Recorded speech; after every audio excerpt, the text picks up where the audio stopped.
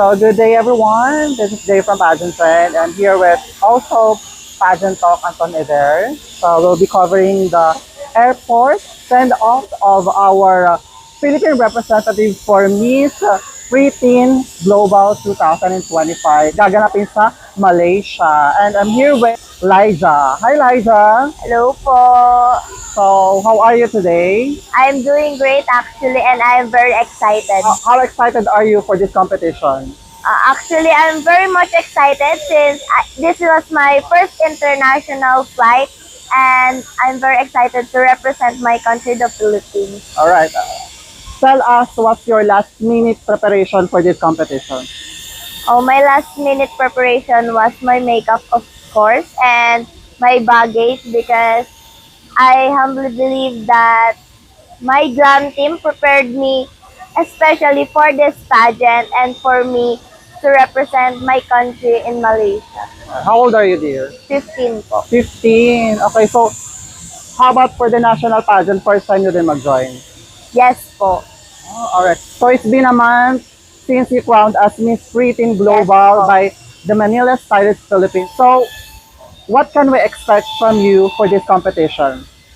You will expect for me a lot because I've trained so hard for this international pageant because it is my honor to be here with you tonight, especially in Malaysia, and I believe that I will try hard to bring home the crown in the Philippines. All right. Have you stalked your other competitors or Not candidates? yet. Okay. So as far as we know, meron ding ibang malakas na bansa. It will be a friendly competition for me, but yet still I will achieve more and encourage myself to pursue more, what do you call that, to pursue more achievements since I know that Cambodia is a strong country and I believe also Philippines is a strong country. So I am ready to conquer the world. Wow. Can you share us a little bit or bio about you? Anong ginagawa mo sa buhay? Actually, I'm busy with my studies po. Since I am a student leader in our school, I'm busy with my academics and of course in preparations for my upcoming pageant. So okay na sa school mo na malaban ka? Opo, alam po.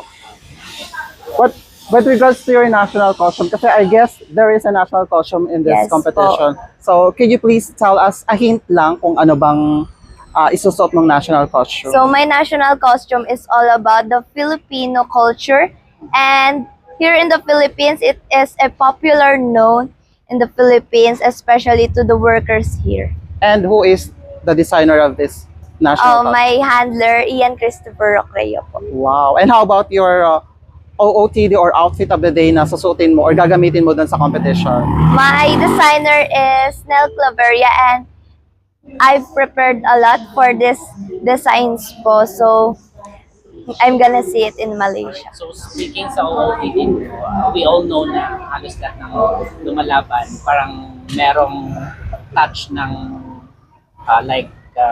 local fabric sa mga OOTD nila. So ikaw meron din. Para po sa akin, I think wala naman po. Pero depende po yun sa design. So, meron bang touch ng Batangueñas culture? Gano'n? More on Philippine culture po. Okay. How about some other designers? Incorporate ka din ba? Or sa mga taga Batangas designer lang? Yung designer ko po from Batangas is my handler po and other is Nell Claveria po from I think Parañaque. So from So Parañaque. how about sneak peek ng final gown?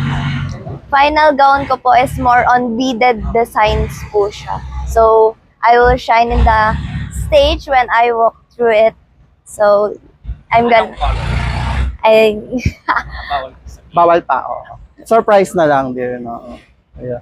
And Okay. how do you feel right now that you're wearing that crown and of course the sash for the Philippines? I'm very much honored to represent my country, especially in Malaysia po. Okay, so usually yung mga candidates natin pag lumaban na ibang bansa, meron silang parang pasalubong para sa co-candidates nila. Ikaw meron din. Anong baon for you? What's your baon for your co-candidates? candidate. Pasalubong. I think there's a lot of foods po here in the Philippines like mangoes, mga ganun. Dried mango. Dried mango. Okay, so uso kasi yung puksaan like sa Mission First Philippines. So, paano ka makipagpuksaan sa Malaysia para maiuwi yung crown?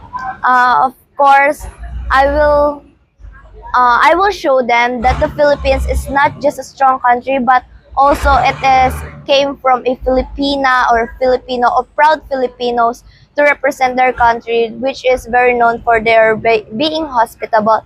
And I will show Malaysia our culture, not just this day, but also the upcoming day until the pageant. So, ikaw yung winner ng The Manila Stylist Piso. So, after winning the crown, what life changes na nangyari sa'yo?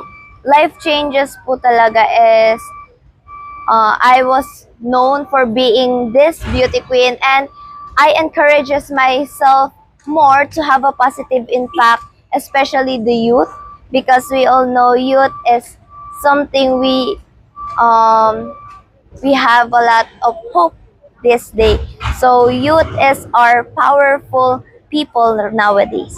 All right. So talking to, of course, your preteen Global Philippines, what's your message to all the youth?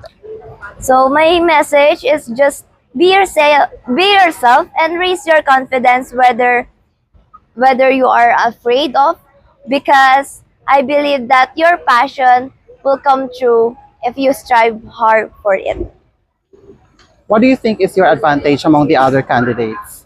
Well, my advantage among the other candidates is my unique blend of skills, because I humbly believe that I prepared all this time for the other candidates and for Malaysia, of course. All right. So other than you of winning that crown, who do you think is deserving? I think I am very confident enough that I would win the crown and get home the crown here in the Philippines. Wow. Yes. Laban natin yan here. And do you have any message to the persons behind your journey? Of course, my family, and of course my glam team, because without them, I'm not just a queen here, but also I am inspiring beauty queen here standing here in front of you. If you're going to create a hashtag for kids and preteen global pageant, what is it and why? I will, for me, I will make a hashtag for Kids and Teens Pageant Global. I will make a hashtag Laban Pilipinas, because I believe that Philippines is ready to conquer the international stage right now. Oh, bongga. And actually, can I also thank Miss Annabel P. Balala for encouraging me to join pageants like this, because without Mami Bell, I am not here today. Thank you so much po. Of course, aside from Mommy Bell, who else is the person behind your journey? My grand team and my parents po. Other than this, The designers, and of course, the media right here, right now. Thank you so much po for coming here tonight. And I am ready now to conquer the world. yes, uwi ang corona, dear. Yes po. Alright, so Your final message. My final message is, I am Lydia Shaina Santiago, and I am gonna be your next Miss Preteen Global 2025. Laban Pilipinas. yay! Alright, thank you so much, Elijah, and best of luck on your journey here at Miss Preteen Global 2025 na gaganapin sa Malaysia. Thank you so much po. Thank you, dear. Good day, ladies and gentlemen. I am John Kenneth Castillo Jupite, one of the handler of Lydia Shiny Santiago. Lydia Shiny Santiago is a 15 years old who studied at Academia de Lipa. I am so proud to Lydia Shiny Santiago because she is a top student since grade school. That is why, as a handler, I am so proud And I am so happy to see Liza Santiago to compete in international pageant. I believe, ladies and gentlemen, that she prepared a lot. We prepared a lot. And I know that she conquered. And I believe the stars will align us. Thank you. Hiya po! Good luck sa journey mo ngayong pagpunta sa Malaysia. I know you can make it. Ano man ang mangyari, we're here for you. Whatever it takes, ikaw pa rin ang winner sa puso namin lahat. Love you, apo ko. Mwah. Laban Pilipinas! Atin ang corona!